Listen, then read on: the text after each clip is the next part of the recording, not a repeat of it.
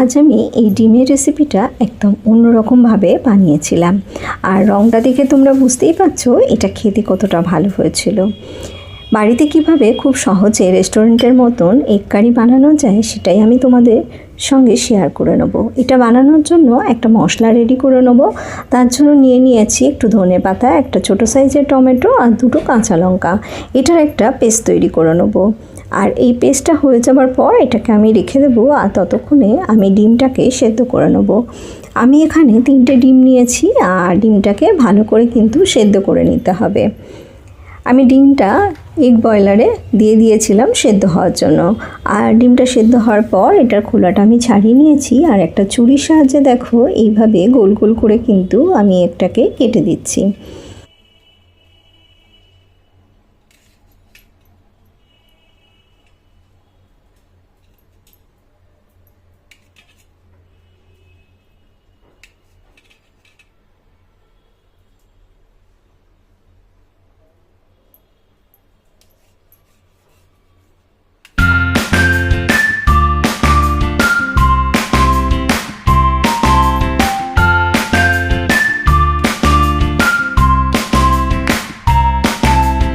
যারা আমার চ্যানেলটা নতুন ভিজিট করছো তাদের কাছে অনুরোধ করব তারা আমার চ্যানেলটা সাবস্ক্রাইব করে নিও।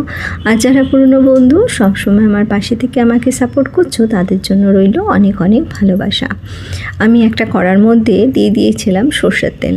আর তেলটা খুব ভালো করে গরম হয়ে যাওয়ার পর এর মধ্যে আমি দিয়ে দেবো অল্প করে একটু গোটা জিরে। জিরেটা দেওয়ার পর আমি একটু নাড়াচাড়া করে নেব যাতে জিরেটা একটু ভালো করে ভাজা হয়ে যায়। আর জিরেটা ভাজা হলে এর মধ্যে কিন্তু আমি পেঁয়াজটা অ্যাড করে দেবো। ঘরোয়া কিছু উপকরণ দিয়েই কিন্তু এই রেস্টুরেন্টের মতন এগ কারিটা তোমরা বাড়িতে বানিয়ে নিতে পারো। আমি এখানে পেঁয়াজটা খুব মিহি করে কেটে নিয়েছিলাম। আর এইভাবে পেঁয়াজটা কেটে নিলে কিন্তু গ্রেভিটা অনেক খেতে ভালো হয়। পেঁয়াজটা দিয়ে দেওয়ার পর এটাকে একটু ভালো করে ভেজে নিতে হবে। আমি এখানে 3টে ডিমের জন্য ছোটো সাইজের 2টো পেঁয়াজকে খুব ছোটো করে কেটে নিয়েছিলাম। এই সময় গ্যাসের ফ্লেমটা একটু বাড়িয়ে দিও। আর গ্যাসের ফ্লেমটা বাড়ানো অবস্থায় কিন্তু পেঁয়াজটাকে একটু লাল করে ভেজে নিতে হবে। দেখো পেঁয়াজটা আমার ভাজা হয়ে গেছে। এবার এর মধ্যে আমি দিয়ে দেবো 1 চামচ আদা রসুনের পেস্ট। বড় চামচের 1 চামচের আমি আদা রসুনের পেস্ট দিলাম। আর আদা রসুনের পেস্টটা দেওয়ার পর একটু ভালো করে নেড়ে নিতে হবে যাতে কাঁচা গন্ধটা চলে যায়। এটা যখন একটু নাড়াচাড়া হয়ে যাবে তখন আমি এর মধ্যে মশলাগুলোকে অ্যাড করে দেবো। আমি এখানে ধনে গুঁড়ো ব্যবহার করছি। এখানে ছোটো চামচের 1 চামচ কিন্তু আমি ধনে গুঁড়ো দেব। আমি আগেই বলেছিলাম রান্নাটা করতে গিয়ে কিন্তু খুব একটা বেশি মশলাপাতির দরকার পড়বে না। কম উপকরণেই কিন্তু এই রেসিপিটা খুব তাড়াতাড়ি তৈরি হয়ে যাবে। ধনে গুঁড়োটা দিয়ে দেওয়ার পর এতে আমি বাকি শুকনো উপকরণগুলো অ্যাড করে দেব। এখানে আমি প্রথমে দিয়ে দিচ্ছি পরিমাণ মতন হলুদ গুঁড়ো। হলুদ গুঁড়োর সাথে সাথে আমি এখানে কাশ্মীরি লঙ্কার গুঁড়ো দিলাম। আর এটাকে দেওয়ার পর একটু ভালো করে নাড়াচাড়া করে নিতে হবে। একটু ভালো করে কষানো হয়ে গেলে 1 মিনিটের মতন একটু নাড়াচাড়া করে নেওয়ার পর কিন্তু আমি এর মধ্যে দিয়ে দেবো ধনেপাতা, টমেটো আর কাঁচা লঙ্কার যে পেস্টটা করেছিলাম সেটা আমি এর মধ্যে অ্যাড করে দেবো। এখানে আমি কাঁচা লঙ্কা বাটা দিয়েছি, তাই এখানে আর শুকনো লঙ্কার গুঁড়ো আমি ব্যবহার করছি না। তোমরা যদি একটু বেশি ঝাল খেতে পছন্দ করো তাহলে অল্প করে শুকনো লঙ্কার গুঁড়ো কিন্তু এতে ব্যবহার করতে পারো। এই পেস্টটা দিয়ে দেওয়ার পর এবার গ্যাসের ফ্লেমটা কিন্তু আমি মিডিয়ামেই রেখে দিয়েছি। আর দিয়ে এটাকে একটু ভালো করে নাড়াচাড়া করে নিচ্ছি যাতে এটা খুব ভালো করে কষানো হয়ে যায়। এই সময় আমি আর একটু পরিমাণে কাশ্মীরি লঙ্কার গুঁড়ো এতে অ্যাড করে দেবো। আমি প্রথমেই দিয়েছিলাম, তারপরে আমার মনে হয়েছিল আর একটু লাগবে, তার জন্য কিন্তু এখানে আর একটু পরিমাণে কাশ্মীরি লঙ্কার গুঁড়ো আমি ব্যবহার করব। আর আমি এখানে দিয়ে দিলাম পরিমাণ মতো নুন। আর নুনটা দেওয়ার পর মশলাটাকে একটু ভালো করে আমি কষিয়ে নেব। আর মশলাটা ভালো করে কষানো হয়ে গেলে এর মধ্যে কিন্তু জলটা অ্যাড করে দেবো। আর মশলাটা কষানোর সময় কিন্তু তোমরা অবশ্যই গ্যাসের ফ্লেমটা একটু লোতে রেখো, নাহলে মশলা পুড়ে যাওয়ার কিন্তু খুব সম্ভাবনা থাকবে। দেখো মশলা আমার সুন্দর করে কষানো হয়ে গেছে। এতে আমি 1 কাপ জল অ্যাড করে দিলাম। আর জলটা দেওয়ার পর গ্যাসের ফ্লেমটা আমি বাড়িয়ে দেবো যাতে গ্রেভিটা খুব ভালোভাবে ফুটে যায়। 1 মিনিট খুব ভালোভাবে এটাকে ফুটিয়ে নেব। আর যখন খুব ভালোভাবে ফুটে উঠবে তখন কিন্তু এর মধ্যে আমি কেটে রাখা ডিমগুলোকে অ্যাড করে দেবো। এই সময় তোমরা কিন্তু নুনটা একটু চেক করে নিও, যদি কম মনে হয় তাহলে এই সময় কিন্তু অ্যাড করে দিতে পারো।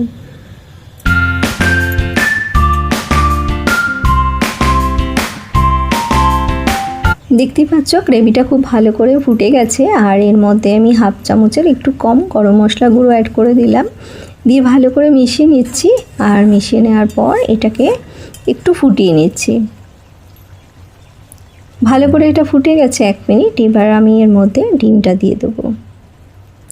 ডিমটা দেওয়ার সময় একটু সাবধানে দিতে হবে যাতে কুসুমটা বেরিয়ে না যায়। তবে এইভাবে যদি তোমরা রান্নায় দাও দেখতেই পাবে যে কুসুম কিন্তু একদমই বেরোবে না, খুব সুন্দরভাবে কিন্তু এটা তৈরি হবে। সব ডিমগুলোকে আমি এর মধ্যে দিয়ে দেবো, আর দেওয়া হয়ে যাবার পর আমি একটা খুন্তির সাহায্যে আস্তে করে একটু এটাকে ওপর নিচ করে নেব, নিয়ে এটাকে ঢাকা দিয়ে আমি আরও 2 থেকে 3 মিনিট রান্না করে নেব। আর রান্না করার সময় অবশ্যই গ্যাসের ফ্লেমটা একদম লোতে রেখে দিও।